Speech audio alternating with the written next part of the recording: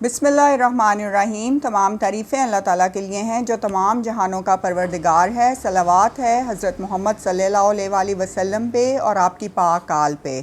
السلام علیکم ویئرز، مجھے امید ہے کہ آپ سب لوگ خیریت سے ہوں گے۔ آج کی ہماری اس ویڈیو کا ٹاپک ہے کہ توبہ کیا ہے، توبہ کیا ہوتی ہے اور اس کی کتنی قسمیں ہیں، قرآن حکیم میں توبہ کے متعلق کیا آیا ہے۔ ویئرز، انسان جب زندگی میں کبیرہ اور صغیرہ گناہ کرتا ہے تو چونکہ وہ گناہ اس نے شیاطین کے بہکاوے میں آ کے کیے ہوتے ہیں، اور شیاطین اور جنات وہ مخلوقات ہیں کہ جو انسانوں پہ حاوی ہو جاتی ہیں اور پھر انسانوں سے گناہ کرواتی ہیں۔ اس میں گناہ صغیرہ بھی آتے ہیں اور گناہ کبیرہ بھی آتے ہیں، لیکن پھر اس کے بعد انسان کو اللہ تعالیٰ سے دوبارہ سے پاک اور صاف ہونے کے لیے اور نیک راستے کو اختیار کرنے کے لیے صحیح طرح سے اور سچے دل سے توبہ کرنی ہوتی ہے۔ اس توبہ کے متعلق قرآن حکیم میں کیا آیا ہے اور اللہ تعالیٰ نے کیا ارشاد فرمایا ہے، اس پہ بارے میں آج ہم اس ویڈیو میں بات کریں گے۔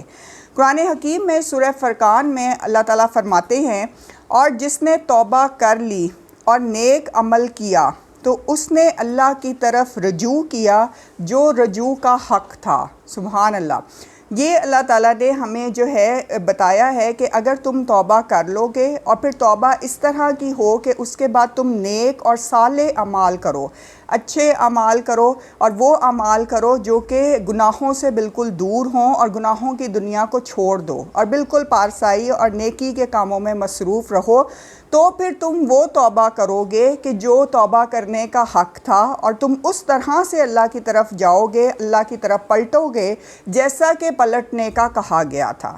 تو یہ ہوتی ہے سچی توبہ۔ جب انسان نیک دلی سے توبہ کرتا ہے، اللہ تعالیٰ کے حضور گڑ گڑا کر اپنے پرانے اعمال کی معافیاں مانگتا ہے، جس کا اس نے کسی کا دل دکھایا ہوتا ہے، کسی کا حق کھایا ہوتا ہے، کسی کے ساتھ بہت برا سلوک کیا ہوتا ہے، کوئی بھی آپ کا صغیرہ یا کبیرہ گناہ، جس طرح کہ ہم لوگ چغلی، غیبت اور مختلف قسم کے جھوٹ بولتے ہیں، اور انہی گناہوں کے وجہ سے ہمارے جو ہے اعمال بھرے رہتے ہیں، تو یہ تمام گناہ اس صورتحال میں مٹتے ہیں کہ جب آپ توبہ کریں۔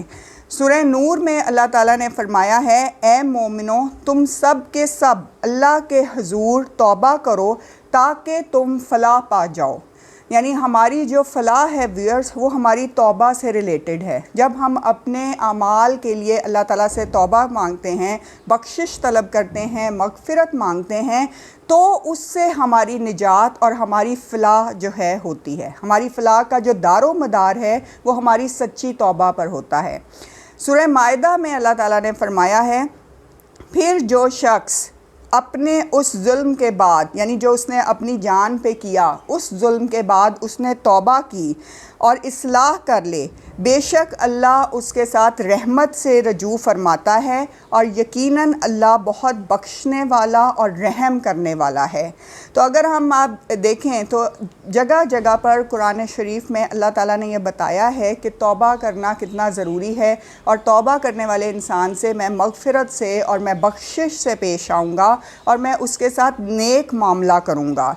دین اسلام کی بارگاہ میں ویئرز کہیں بھی مایوسی نہیں ہے۔ کوئی بھی بڑا سے بڑا گنہگار ہو، کوئی بھی بڑا سے بڑا خطا کار ہو، اسے کہا گیا ہے کہ اللہ تعالیٰ کی رحمت سے کبھی بھی مایوس نہیں ہونا۔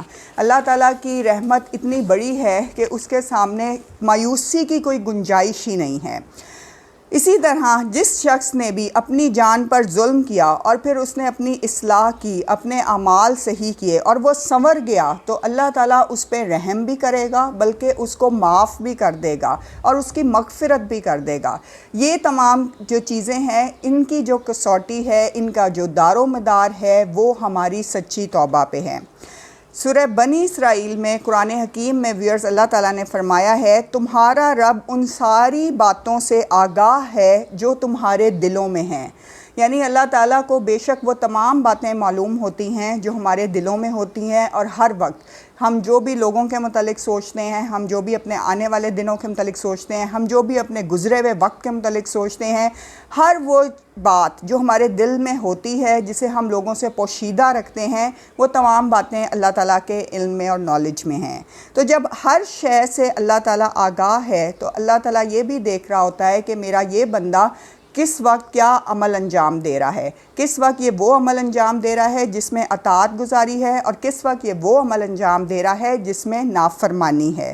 تو گناہ کر کے توبہ نہ کرنا مزید ایک ہلاکت آمیز جو ہے عمل ہے۔ اگر ہم گناہ کر کے توبہ کر لیں تو ہم اپنے اصلاح کے رستے پہ چل پڑے، لیکن اگر ہم گناہ کر کے توبہ نہ کریں اور اسی روش پہ ڈٹائی سے قائم رہیں، چاہے گناہوں کی دنیا کے مزے لوٹتے رہیں، تو وہ ایک ہلاکت آمیز چیز ہے جو کہ ہمیں آخرت میں جا کے پتہ چلتا ہے کہ ہم نے کس طرح کا سودا اس دنیا میں کر لیا تھا۔ تو بہتر لوگ وہی ہوتے ہیں، چاہے وہ کتنے بھی بڑے خطا کار ہوں، گنہگار ہوں، لیکن وہ توبہ کر لیتے ہیں اور اپنی اصلاح کرتے ہیں۔ حدیث میں آیا ہے کہ جو شخص گناہ کر کے توبہ کر لے تو پس اس کی مثال ایسی ہے کہ جس طرح اس نے کبھی وہ گناہ کیا ہی نہیں۔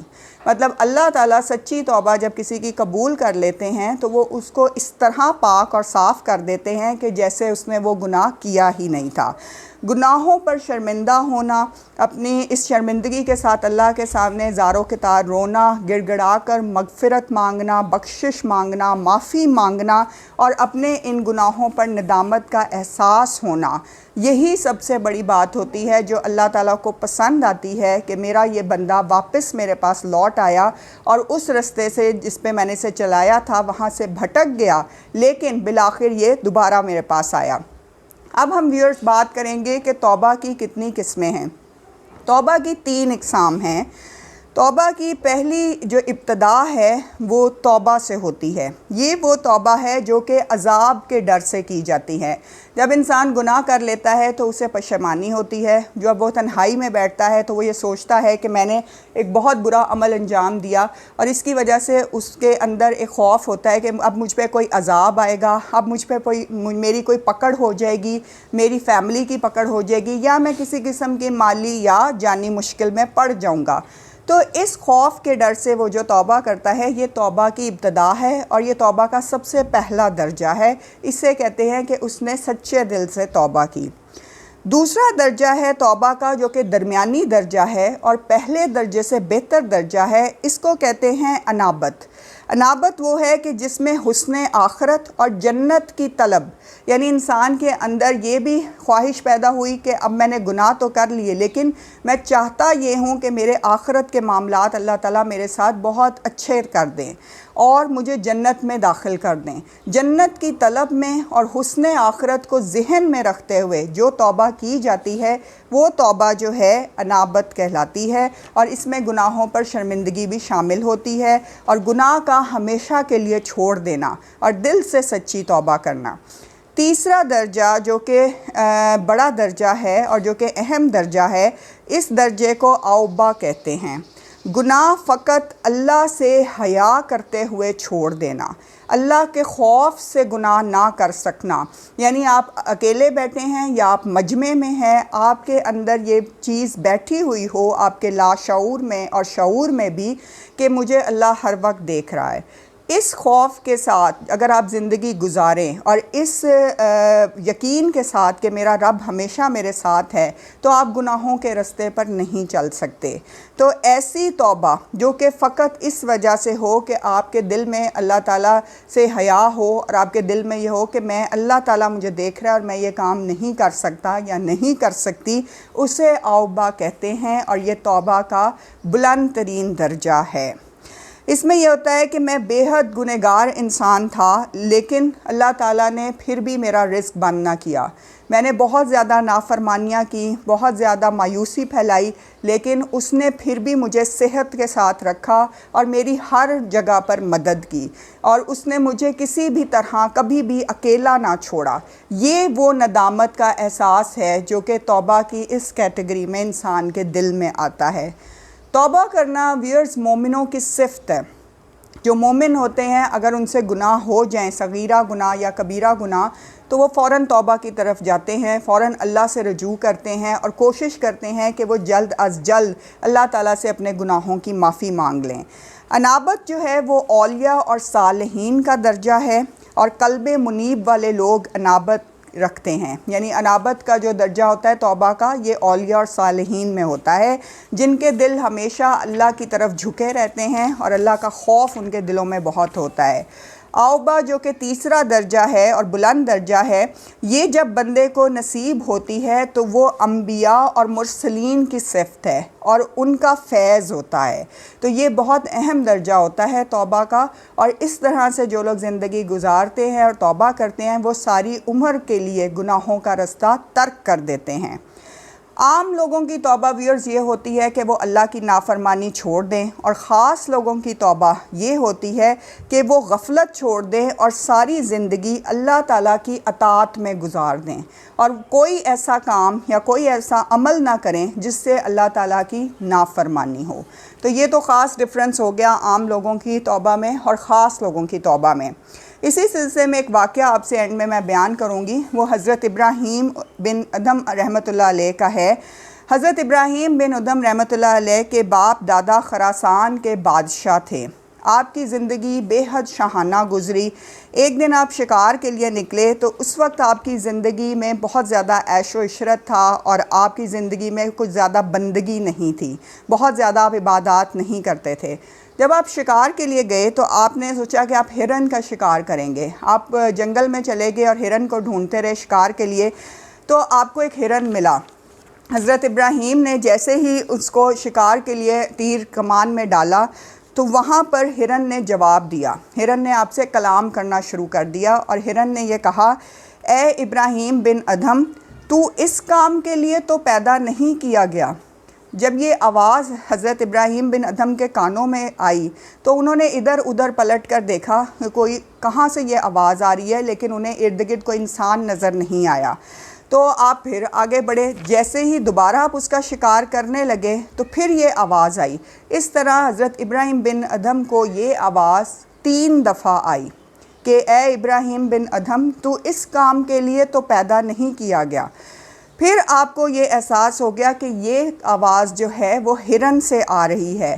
آپ نے جیسے ہی شکار کرنا چاہا تو اس کے بعد ایک اور آواز آئی جو آخری آواز تھی، اور اس میں ہرن نے یہ کہا کہ یہ جو تم شکار کرتے پھرتے ہو، اس شکار کی نہیں، آخرت کے دن کے لیے اپنے سامان کی تیاری کرو۔ یہ ویورز وہ جملہ تھا جس سے حضرت ابراہیم بن ادھم کی پوری زندگی بدل گئی۔ اس کلمے کے ساتھ ہی اور ان الفاظ کے ساتھ ہی آپ نے اپنی پوری زندگی بدل لی، اور آپ اللہ کی طرف رجوع کرنے لگے، اور آپ نے توبہ کی، اور آپ پھر عبادت گزاری میں آ گئے اور عیش و عشرت کی زندگی سے نکل گئے۔ آپ تہجد گزار ہو گئے، آپ کی زندگی کی پوری کایا پلٹ گئی۔ آپ کو یہ فہم مل گیا کہ اللہ تعالیٰ نے آپ کو کسی اور مقصد کے لیے پیدا کیا ہے، اس کام کے لیے پیدا نہیں کیا جو آپ کر رہے تھے۔ ایک دن ایک فقیر آپ کے محل میں آیا اور اس سے آپ نے پوچھا کہ کیا ڈھونڈ رہے ہو؟ تو اس نے کہا کہ میرا اونٹ کھو گیا ہے اور میں وہ تلاش کر رہا ہوں۔ حضرت ابراہیم بن ادھم نے کہا کہ اونٹ اس محل میں کیسے ہو سکتا ہے، اور تم اسے محل میں کیسے تلاش کر سکتے ہو؟ یہاں کوئی اونٹ نہیں ہے۔ تو جس پہ فقیر نے یہ کہا کہ اگر اونٹ محل میں نہیں ملتا تو یہاں محل میں تم رب کو تلاش کر رہے ہو؟ جس پہ حضرت ابراہیم بن ادھم حیرت زدہ رہ گئے، اور ان کو ایک اور میسج اللہ کی طرف سے پہنچایا گیا کہ محلوں کے اندر رب نہیں ملتا۔ آپ نے تخت چھوڑا، محل چھوڑا، ملک چھوڑا، فقراء کا لباس پہنا، صحراؤں کا سفر کیا، مکہ پہنچے، بہت سارے فقراء سے اور اللہ والے لوگوں سے معرفت اور عشق حاصل کیا، اللہ کا عشق جو ہے اس کی منازل طے کیں، پھر صحراؤں سے گھومتے گھومتے شام میں سمندر کے کنارے آپ نے پڑاؤ کیا، اور آپ نے اپنی باقی زندگی اسی طرح گزاری، اور آج آپ کا نام جو ہے وہ بلند ترین اولیاء کرام میں شامل ہے۔ اللہ تعالیٰ نے آپ کی اس توبہ کے نتیجے میں جو کچھ آپ نے اللہ تعالیٰ کی خاطر چھوڑ دیا اور پھر وہ زندگی اختیار کی جو اللہ تعالیٰ آپ کو دینا چاہتے تھے، اس کے نتیجے میں اللہ تعالیٰ نے آپ کو بحر و بر پر بادشاہی عطا کی۔ اور حضرت ابراہیم بن ادھم وہ ہیں کہ آپ کی ایک سوئی دریا میں گر گئی تھی، تو آپ نے جب دریا سے وہ سوئی واپس مانگی تو 1000 مچھلیاں وہاں پہ سوئی لے کے منہ میں آ گئیں، اور جن کے منہ میں سونے کی سوئی تھی۔ تو یہ وہ بادشاہی تھی جو اللہ تعالیٰ نے آپ کو عطا کی۔ ویئرز، ہم سب کو بھی دل سے اللہ تعالیٰ سے ہمیشہ مغفرت اور بخشش مانگنی چاہیے اور اپنے تمام صغیرہ اور کبیرہ گناہوں کی معافی مانگنی چاہیے۔ اللہ تعالیٰ ہم سب کا حامی و ناصر ہو۔ معرفت اور ولایت علی چینل کو لائک کریں، سبسکرائب کریں اور ہمیں کمنٹس میں ضرور بتائیں، اور ہمیں ہمیشہ آپ کے کمنٹس کا اور آپ کی فیڈ بیک کا انتظار رہتا ہے۔ اللہ حافظ۔